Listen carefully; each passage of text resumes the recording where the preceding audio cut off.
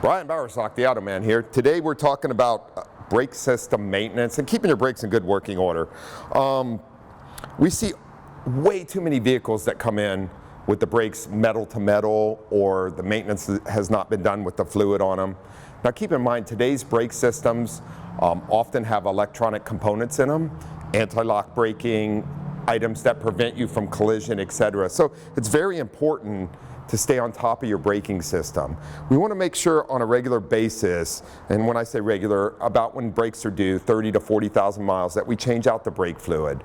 The brake fluid can get acidic, we get high copper levels in it, which can affect the ABS system, which is the anti-lock braking system, and other components inside there. Not only that, but the acidic level wears seals such in wheel cylinders, calipers, other items such as. Brakes, when they get thin, can be dangerous. As you see here, we have a rotor that's actually ran into the fins of the rotor and been eaten up, driven so far. So make sure your brakes are checked regularly.